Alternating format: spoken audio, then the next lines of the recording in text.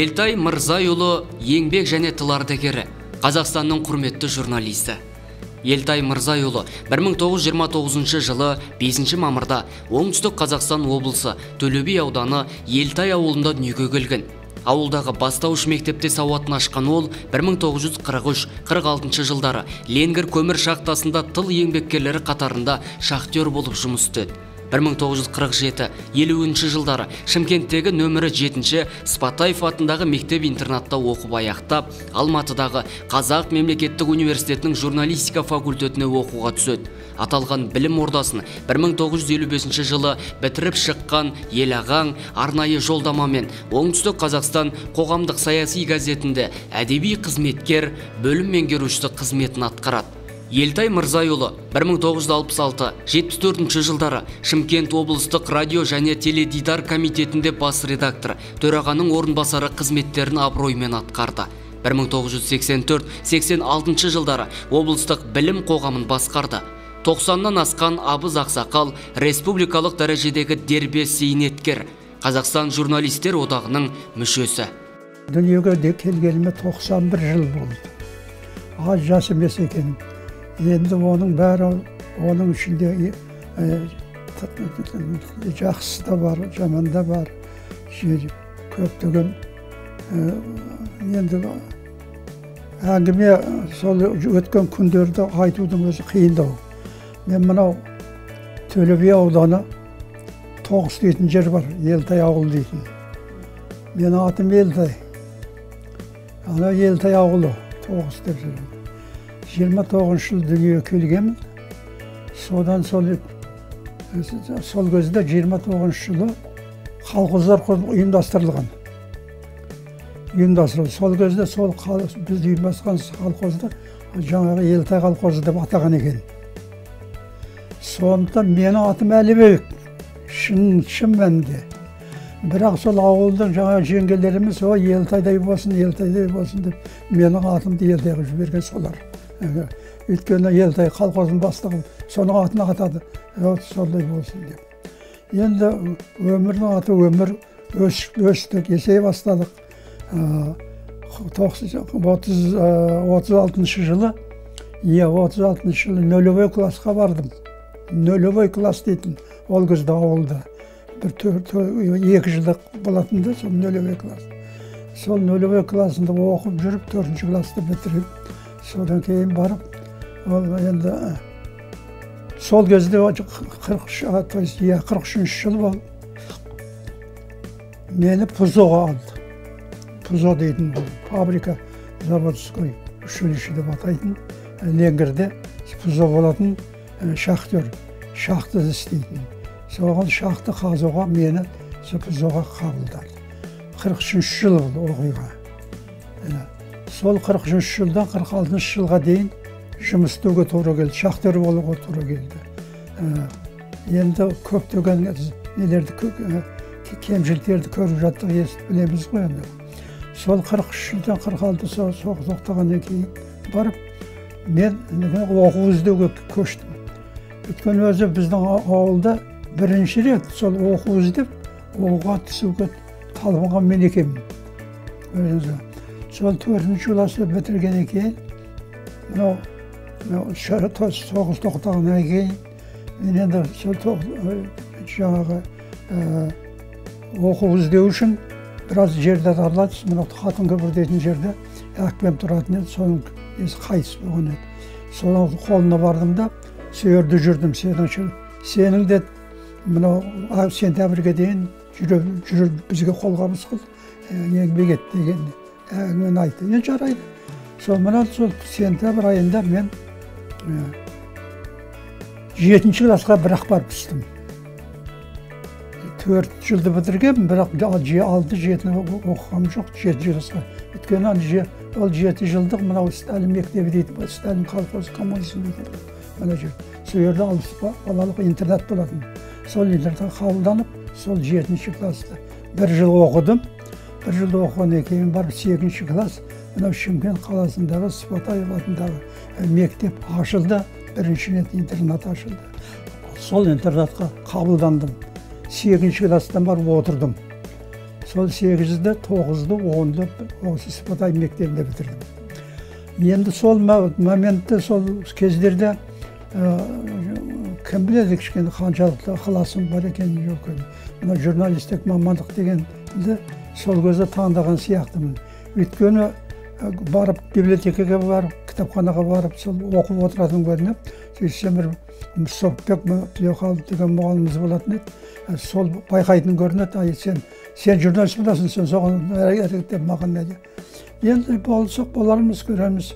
Сонымен 50-ші жылы Сыпатаев атындағы мектепті бітіріп, енді қайда бару керек? Енді Алматыға ол кезде. 50-ші жылы сол Алматыға КАЗУ-ға баруға тура келді. Ол алдын ала экзамен тапсыратын, емтихан тапсыратын. Сонда мен енді 50-ші жылы тапсырдым, барып, жаңағы Алматыға барып, документті құжаттарымды өткіздім. Сонда өткізгенде конкурс сол кезде 25 адам алу керек екен. 25. Алатыны 25 адам, бірақ тапсырған, жаңа документ тапсырған, құжат тапсырған 100 адам. Көрдіңіз бе мен? 100 бен 25 таған. Сонымен 25-тің экзамен тапсырдым, бірақ 4-ім болды, қалған 5 болды экзамен. Содан айттым, енді мен өте алмайтын болдым, мен қайта берейін, егер өтетін жағдай болса, қабылдайтын жағдай болса, звонить етіп айтарсыңдар деп. Сонымен ауыл елге қайтып келдім. Экзамен біткен кезде кейіннен звонить етеді, жаңа кел, қабыл документің өтті деп. Көріңіз, 50-ші жылы. Барсам, есіктен шыға берген кезде Амандосов дейтін журналистердің сол кездерде есі болады. Деді, сенің өзі бақытың бар екен, сен өттің деді. Шынында да сол жаңағы конкурстан өтіптің ғой, журналистика мамандығына. Сол жеріне қайтып кеттік, кейін қайдадан барып, сол журналист мамандығына түсіп кеттім. Енді әр нәрсенің өзі орны бар, жөні бар, жолы бар, тірлік. Енді конкурс деген ол кезде де бұлай не болмайтын, аз болмайтын. Сол конкурста журналистік мамандыққа түстік. Содан ары қарай сол оқуға талпынып, уже немізге КАЗУ-дың университетін журналистика факультетіне түсуге тура келді. Сол КАЗУ-дың несін бітіріп, 5 жыл оқып бітіргеннен кейін келгеннен кейін осы оңтүстік қазақстан газетінде Кәрім Ишанов дейтін мұғалім директор болатын. Сопбек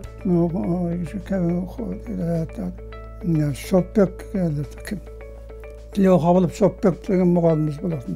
Бұқарбаев деген оқыған, Мұсаева дейтін, Батыршина дейтін. Содан экзамен тапсыруға бардық қой енді. Сол не бітірген. Экзамен тапсырғаннан кейін сонда бір конкурстан өтуім керек болды. Естіп пәленше өттің деген не жоқ, бірақ конкурс деді. Сонымен Құда кішкентай мүмкіндік жасалынды ба, әйтеуір сол конкурстан жаңа өтіп 50-ші жылы неге университеттің журналистика факультетіне оқуға түстім. Сүйерді оқу. Соны оқып жүргенін енді ары қарай жылда не ала берді ғой, бірінші, екінші, үшінші. Содан сол журналистік сол Оңтүстік Қазақстан газетіне келіп жұмыс істедік. Конкурс деген сонда да көп болатын. Басқа енді не айтыру керек, сол журналистік мамандықты таңдап алып, соны ары қарай бітіріп жаба келді. Сондай жағдай. Өнеркәсіп және транспорт бөлімі деген сонда істедім. Соның басын сүйерді дедіңіз. Сол жерде оқып, сол нені бітірдім. Конкурсты сол жерде өтуге тура келді. Содан ары қарай сол Оңтүстік Қазақстан газетіне сол әдеби қызметкер болып қабылдандым. Содан бастап жұмыс істеп кеттік ары қарай. Кәрім Ишанов деген болды, Тілеуқабылов деген болды, Сопбек Батыршина деген болды, Мұсаева деген болды. Осылардың бәрі де сол мектепте оқуыма әсер етті. Сол енді журналистика факультетіне сол барып түсуге тура келді, соны бітіріп шықтым ғой соны. Әрине, оларға не қылады, қайтып менің түскеніме қуанып жүрді, басқа жүрді. Ол енді жерде мұғалімдердің кішкентай әсері болды, көмектесіп жүрді. Литработник дейтін болатын, газетмен сол литработник болып жұмыс істедім. Одан кейін заводделім болып істедім. Мына неге өнеркәсіп және транспорт бөлімінде сол заводделім болып істедім. Ары қарай жақсы оқиға дегенді ол мен ерекшелікті жаңағы значит Лаев Айдос, Әлиев Әмшейет, Зуев Роман, Досымбеков, Хазиев Қарауылбек, Тезекбаев, Агапов, Биетов, Байларов, Молдабеков, Сәбденбеков, Хосалиев, Кантарук, Байменов, Фролова Валентина, Домашенко Лариса, Михаил Милицкий, марқұм, Қадырова, Мейірбеков, Қаныбек. Енді осылардың бәрімен бірге оқыдық, жұмыс істестік қой. Кейін көпшілігі осылардың барлығы сол шатни ақ кетті ғой. Мынаның алғаш кезде сол мектепте оқып жүрген кезде бірем-сарам анда-санда сол газетке мақалалар жазып тұратынмын. Сонда біздің негізгі мақаламыз, неміз жазып жүретініміз Ленин жас болатын. Ленин жасқа көпті. Соны бір күні маған хат келді. Жұбан Молдағалиев, бая ақын. Соның қол қойған атымен келді. Ленин жаста редактор екенсіз деген. Соның аты қойған екен. Сіз біздің газетке қатысып тұрасыз. Бұдан былай да қатысып тұрыңыз деген қана сөз бар. Жұбан Молдағалиев. Енді осылардың бәрі де мына жерде жазып тұрған ұжым тілегі деп мына. Біз сіздің КПСС орталық комитет жанындағы жоғарғы партия мектебін бітіргеннен кейін облыстық радио деп бос редактор, бос басқарма бастығының орынбасары болып 17 жыл бойы жұмыс істедім. Содан ары қарай кете береді ғой. Сіз жылдарда облыстық радионың, теледидардың жұмыстарын жақсартудың баға жетпес білімдерін қостыңыз. Біздің ағалық, енді сол 1900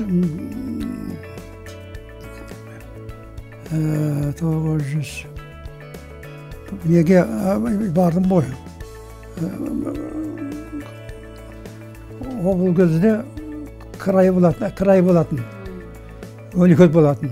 Өлкө болғанда мынау Қызылорда, Жамбыл, Шымкент облысы бір болатын, краевой болатын ол кезде. Мен сол краевой кезінде өнеркәсіп және транспорт бөлімі дейтін газетте соны басқарғанмын. Соны кейін енді бір күні маған редактор шақырып жатыр деді. Сағындықов деген кезінде не болған. барсам, әй Мәрзаев, сені оқуға жібереміз. Барасың ба деп сөйтеді. Қандай оқымайды ма дедім. Москваға, высший партный школға. Соған сыныбымыз отыр. Сонымен мен барамын дедім. Самом деле, 2 жылдық высший партный школ предсека КПСС. Соны оқыдым ғой. Соған келгеннен кейін, осында мені неге жібергісі келді. БПШ-ті бітіргенде. Көкшетауға жібермекші болды. Мен айттым, мен жағдайым келмейді, оған бара алмаймын. Деп Оңтүстік Қазақстан газетіне келіп жұмысқа кірістім. Өйткені басында алғашқы кезде Оңтүстік Қазақстан газетінің редакторлары бізге кел деген, мен оған бармастан солай неғамыз болды. Сонымен сол газетте, Краевой газеттен кейін, мен бітіріп келгеннен кейін, мені сол бас редактор етіп, қалды. Сол бас редактор 2 жыл істедім. 1 жыл. Одан кейін ары қарай сол бас редактор болып істедім. Басқа жағын енді редакцияға келдім ғой, сол істеп жүрдім. Бас редактор болып істедім. Қаралбек Қазиев дейтін жігіт болды, диктор болып істеді бізде ол кезде. Ол мен жаңа не болып тұрған кезде Әлиев істеді, Әмірсейіт Әлиев. Одан кейін кім Зуев істеді, Зуев деген телеарнада деген. Одан кейін тағы Канторок, Бәйменов.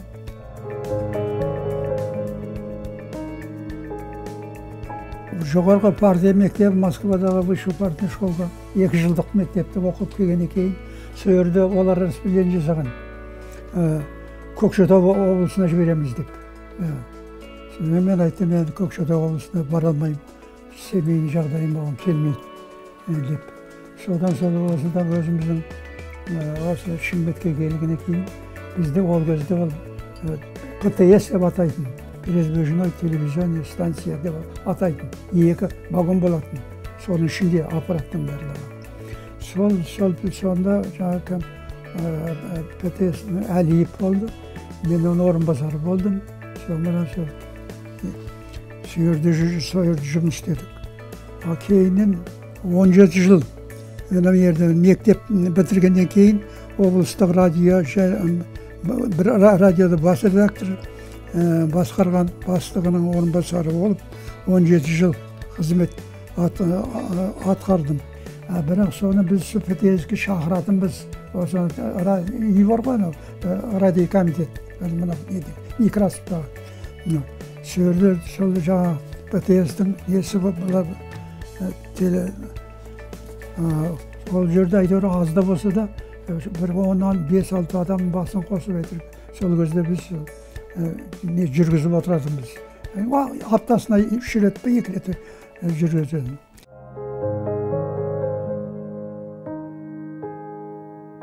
И рада, что вот столько лет, в этом году уже 91 год исполнилось Елтай Мырзаевичу, с чем я искренне его поздравляю.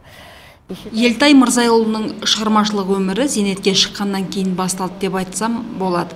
Оның 10-нан аса кітабы жарық көрді. Ол кісімен бірге жұмыс істегенімді үнемі мақтан етемін. Жақында ол кісі туралы газетке мақала бердім. Елтай Мырзайұлына ұзақ ғұмыр тілеймін, аман болсын. Әлі де көп шығармалар дүниеге келді деп үміттенемін. Лет последних. И это тоже говорит о том, что если человек живет и творческий дух в нем не стареет, ему нужно сказать только большое-большое спасибо.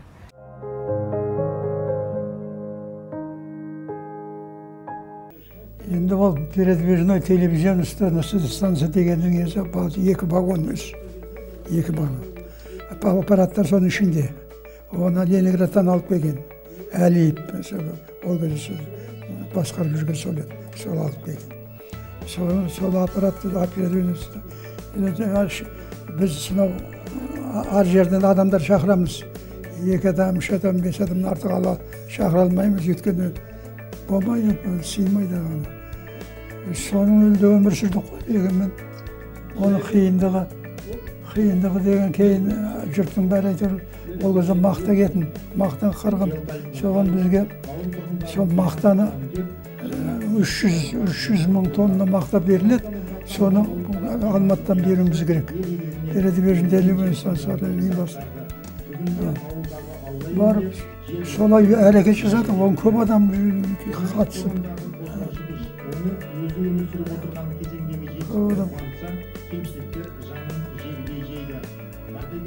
Бірақ сол бір жол рекордный урожай жаңағын уже береміз, соны жақсылап тұр, передача дайындаңдар деген ғой Алматыдан. Маған көп адамдар айтады, сіз 200-ге дейін барсаңыз жүрсеңіз, бір айдамай айналайын. Осы 90-ның өзі маған ауыртпалық түсіріп жүр. Сендер қайда маған жәрдемдесіңдер, Алла тағалаға айтыңдар, ертерек алсын. Сол азаматты қинама деп айтыңдар деп қалжыңдап қоямын ғой. Сен анау деп сөйтейді. Соны жаңа Тұрысып айтып қалдым. Тұрысып мен уже бір жас үлкен. Даже бір Оңтүстік Қазақстан газетінде бірге бір жұмыс істескенбіз. Ол енді мен әдебиет бөлім басқардым. Ол тілші болып істеп жүрді. Сол кезде бұның қабілеті, жазушылық қабілетінің бар екенін сол кезде байқадым. Газетке айналысып тұрады. Ал енді басқа жағдайда мен бір несін баяғы Мұхтар Шахановты үйлендіргенде Қалдияқов, Әбі Қалдияқов. Сол Мұхтар Шаханов бірінші әйелі Қызылгүл деген әйелі болатын. Соны мен бас құда болып Леңгірден алып келгенмін. Ана қызы. Ол кезде көбірек жағалайтын біздің жаңағы нені. Радио комитетпенен телевизия көбірек жиі келіп тұрады. Бір күні келді. Ел-аға деді, кім? Ел-аға деп айтады. Мұхтар Шахан, сізді мен қалап отырмын, мен үйленуім керек. Үйленсің, неме? Жоқ, сіз қажетсіз маған. Жарайды, кім? Пожалуйста. Содан кім барады? Мен.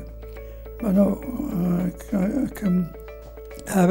Әбіләзимов, Тұрсынқұлов, тағы дейтін сол кезде обком комсомолдың, ЦК комсомолдың секретарлары болатын. Сол Әбіләзимов пенен кім Тұрсынқұлов барады. Ал енді басқа кім барады? Сіз. Ал енді басқа үндеген жоқ, Шәмшін айтқан жоқ. Bir vakti şırrata kaldı Şemşe. Meşe. Söyledi karaplar bir yerde. Yerde şimdi kim Şemşe senin tağdırında baratın barmaydın. Bunu eleğin şaşırdı. Ataraya tutturduğunda ben aytım. Benim bir projem var dedim. Ötünüşüm bir sonra orundasan barasın.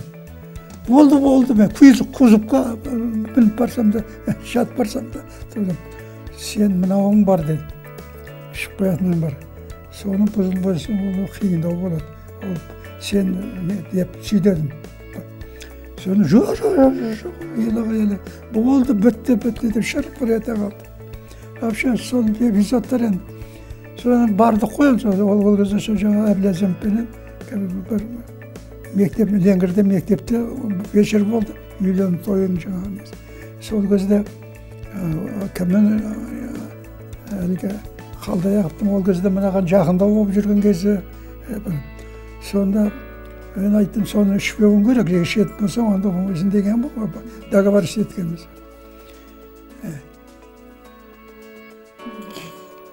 Сонда қасында отырып алған, мен отырып алған. Ой, терлеп бүйтіп отырып зорға.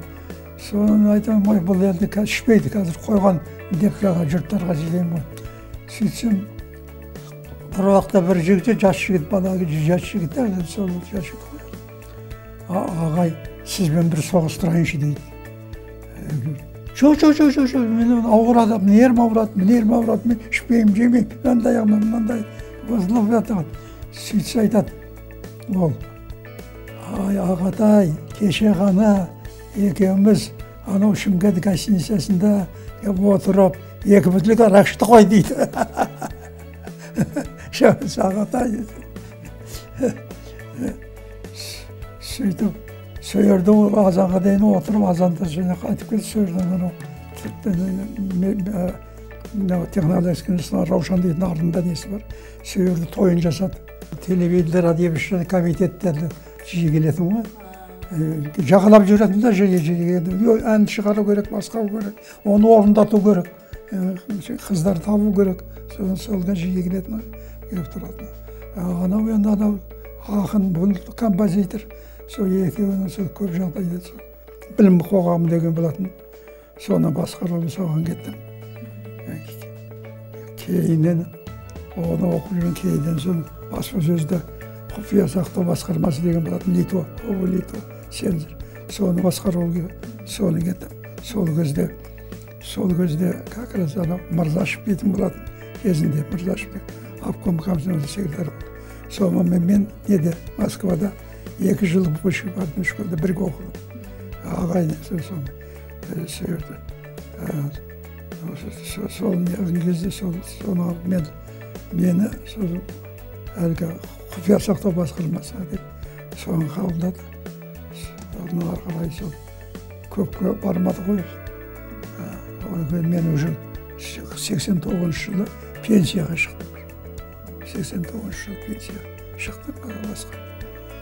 Ары қарай сол пенсиядан кейін пенсияда жүрген кезде сол жаңағы технологический 2 жыл қазақ тілі жөнінде бір соны істедім. 10 жыл педагогта соны істедім.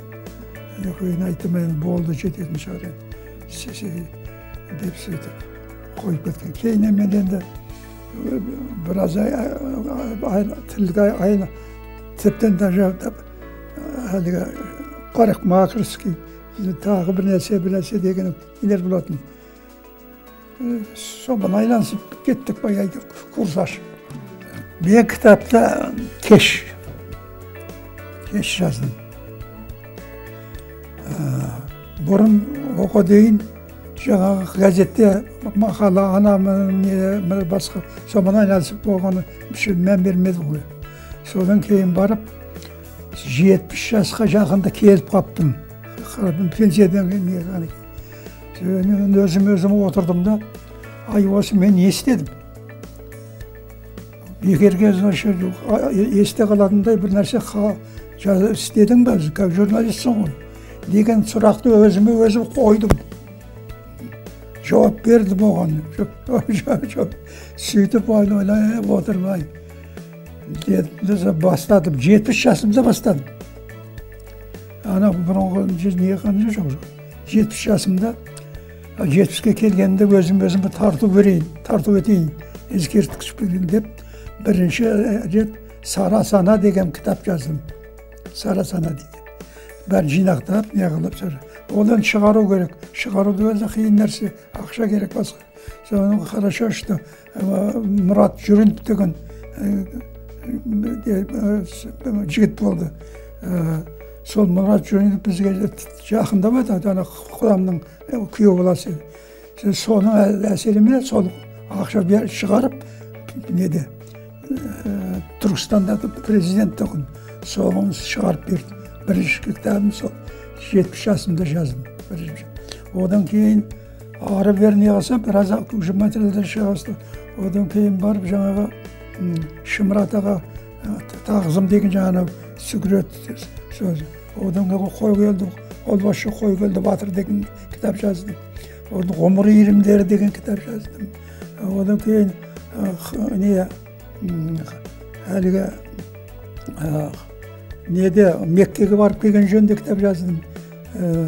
Сонан жаңа 15 кітапта отырғаным сол. Ана тілеу қабылып, соны кейін телевидение, жаңа телевидение хикая деген, оларды кішкентай не болды. Онда сол не болса. Сөйтіп 15 кітапты, 15 жылда 15 кітап жазыппын. Сонда енді ойлаймын ғой, кейін. Шын бір нөмір өзі келе берді. Кейінен ойлаймын, нағым мен сол 50 жасымнан неге жазбадым? Неге жазбадым деймін ғой. Өзім ұрысып өзім. Соны маған 85-ке уже келген кезге дейін еш нәрсе жаза отырша шама көмейді. Болмады. Тоқтаттым. Осы да жетелен. Алдында бір-ақ кітап жазсам болды. Осы маған ескерткіш өміріме деп. Енді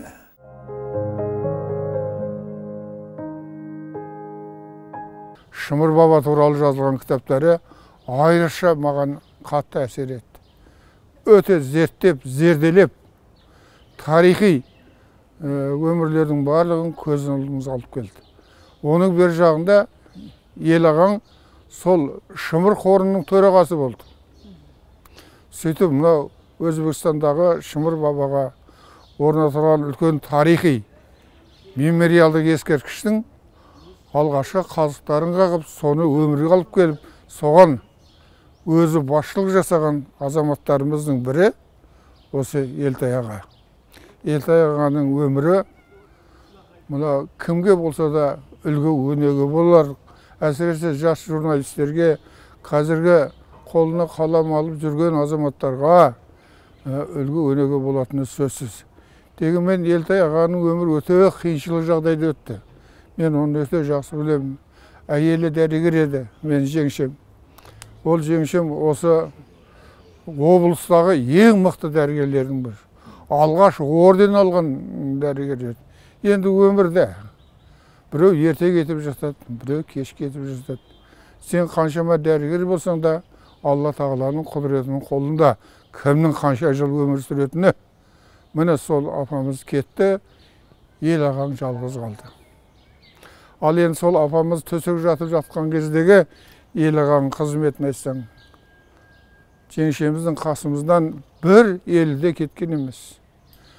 Алыстаған емес, соның дәмін беріп, суын беріп, төсегін жинап, жалпы кәдімгі өзінің ерлі зайыптылық дегендегі парызын адал, жан жүрегімен, шын көңілімен атқарған ағаларымыздың бірі осы ел ағаң десек ешқандай қателеспеймін.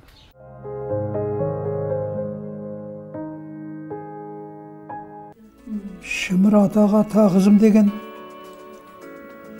аттың өзі кездейсоқ келген жоқ.